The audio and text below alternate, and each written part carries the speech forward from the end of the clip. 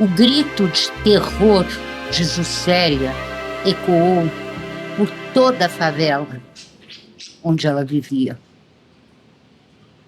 Era o pavor, o pânico, a tristeza, a surpresa, o horror de ver ali, no chão, deitado, junto a outros rapazes, e morto, o seu filho mais velho, Gerinaldo, fuzilado no conflito entre as milícias e os traficantes locais e a polícia. Os moradores da comunidade estavam indignados. Precisava ser daquela maneira? Precisava ser guerra entre traficantes e a polícia?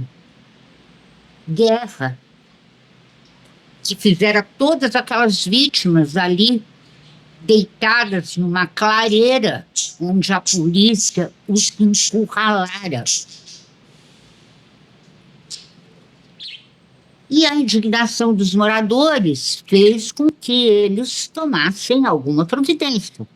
Eles resolveram, eles próprios, carregar os corpos de seus entes queridos para o centro da comunidade e não ficar esperando que algum órgão público viesse fazer isso, com todos aqueles corpos baleados ali, sangrando, expostos, tudo, cheios de sangue, né? Mortos. E mais tarde, a Juscelia, chorando muito, conversava ainda com o marido, o Erinaldo, na cozinha do barraco, onde eles moravam. E ela dizia: meu filho mais velho, tão jovem, morto violentamente, dessa maneira. Por quê? Por que ele não pôde ter outro destino? Que destino é esse dos nossos filhos? E ele não tinha culpa nenhuma, ele nunca fez nada. E diz Erinaldo: ah, não. Eu compreendo a sua dor, eu também estou sofrendo, ele era meu filho, eu compreendo a sua dor de mãe, mas você tem que admitir que desde a adolescência o Gerinaldo estava metido com tráfico e com droga. E você sabe muito bem disso. Não adianta ficar tampando o sol com a peneira. E ela: eu sei, mas não era culpa dele. Você sabe muito bem como esses traficantes agem. Eles viciam os meninos para depois explorar os meninos em troca do fornecimento da droga. Você sabe muito bem que eles são um poder paralelo aqui dentro da comunidade. E você sabe também que muitos dos nossos jovens ficam fascinados pela vida que eles, traficantes e milicianos, levam. Carrões, mulheres bonitas, aqui mesmo na favela, casas enormes, piscina. E que oportunidade têm as nossas crianças de ter tudo isso, a não ser trabalhando para eles, a não ser se filiando às facções criminosas, indo para lá na esperança de conseguir uma vida igual a deles. E o Erinaldo: mas uma vida que às vezes termina na cadeia ou pior, numa bala.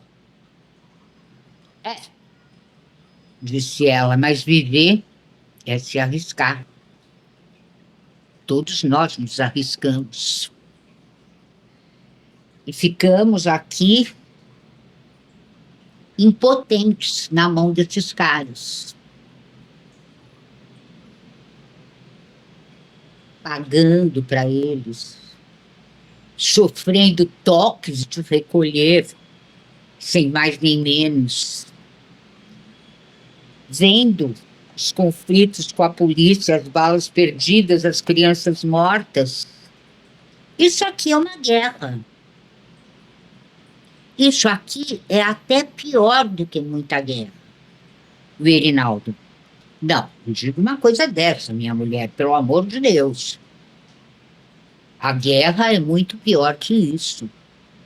A guerra causa desabastecimento, destrói prédios, casas, hospitais, escolas. Não. Nós, embora vivendo sob o jugo desses bandidos, ainda podemos ter esperança. Ainda temos a nossa casinha, ainda temos comida, ainda temos escola. A Juscelia não disse, mas o grande temor que ela trazia dentro do peito, agora, depois da morte do Gerinaldo, eram seus outros 6 filhos. Esse era o grande temor, pelos outros 6 filhos. Que os outros pudessem seguir a mesma trilha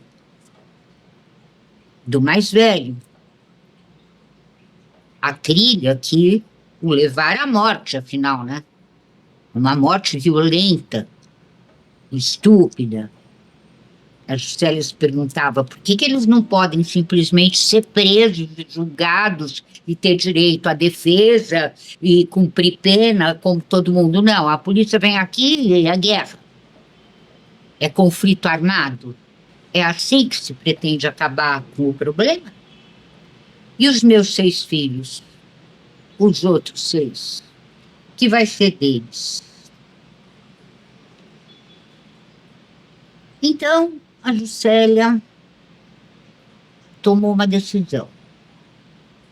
Ela disse: eu vou rezar, pedir a Deus ou ao universo, todos os dias, quando eu acordar de manhã, quando eu for me deitar à noite, todos os dias eu vou rezar e pedir que os meus outros 6 filhos escapem desse destino tão cruel. E assim foi. Depois da cerimônia fúnebre, que enterrou todos aqueles cadáveres, repercussão da imprensa, jornais, policiais também que tinham sido mortos, não só os membros da facção criminosa, também policiais tinham sido mortos nessa batalha, né? Depois de tudo isso, a Juscelia, inconformada com a perda do filho, cumpriu a sua promessa. Todos os dias, ao acordar e ao ir dormir, ela rezava para cada um dos seus filhos. Uma reza para cada um dos seus 6 filhos. E mais uma prece por aquele que já tinha partido. Talvez tenha sido coincidência, né? Mas 10 anos depois, os 6 filhos da Juscelia e do Erinaldo tinham encontrado diversos caminhos. Um se tornou membro de uma orquestra que se formou na favela através de uma ONG. Outro estudou, se formou professor, se casou com uma moça muito bonita e saiu da favela, foi morar num bairro próximo. Um terceiro trabalhava num banco, ganhava bem, fez carreira, foi fazendo uma carreira, foi subindo. Agora era gerente de uma agência do banco. A outra era uma menina. E a exemplo do irmão que se uniu a uma orquestra, patrocinada por uma ONG dentro da favela, a menina se uniu a uma companhia de teatro, também patrocinada por essa mesma ONG na favela. E se saiu tão bem que acabou conseguindo uma ponta, uma figuração de novela de televisão, da mais importante televisão local. O outro também era um menino, mas se tornou mestre na arte do karatê e foi ensinar a sua arte nos Estados Unidos. Morava lá agora. E a menininha, a caçulinha, mais novinha, virou influenciadora digital. E a monetização dos seus vídeos, que ela própria produzia, apresentava, editava, tudo no celularzinho dela, ela ganhava tanto dinheiro com essa monetização que, no fim, juntando tudo, toda a renda da família, o que aconteceu? A Juscelia e o Erinaldo puderam terminar seus dias fora da favela, num apartamentozinho muito bonitinho no bairro da Tijuca.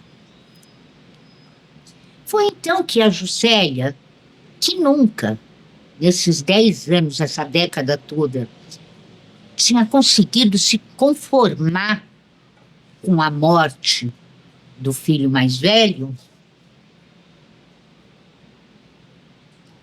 começou a olhar para o sucesso dos seus outros filhos e começou a entender que fora a morte do Gerinaldo que inspirara a ela, Juscelia, a fazer esse feitiço de oração para os seus outros filhos. Percebeu a força feminina, a sua força de mãe, de mulher, a sua fé e o efeito dessa fé. Talvez tivesse sido coincidência, mas a Juscelia, no fundo do seu coração, sabia que tinham sido as suas orações 2 vezes por dia durante aquela década inteira. Tinha sido a sua força, a sua fé, a sua coragem, que acabaram desembocando no sucesso dos seus outros 6 filhos. E uma grande paz invadiu a alma e a mente da Juscelia, porque ela compreendeu que, afinal, a morte do Gerinaldo não tinha sido em vão. Este é o seu programa As Bruxas, todas as terças, às 20 horas, aqui na sua TV Paradise e na nossa Janela da Paulista. Hoje, muito chuvosa. E eu sou Isabel Fon de Vasconcelos Caetano. Sou escritora, graças a Deus, tenho 24 livros publicados e estou sempre aqui com você, te contando alguma história de alguma bruxa, de hoje, de ontem, de sempre poderosa. Tá bom, gente? Então, um beijo e até a próxima.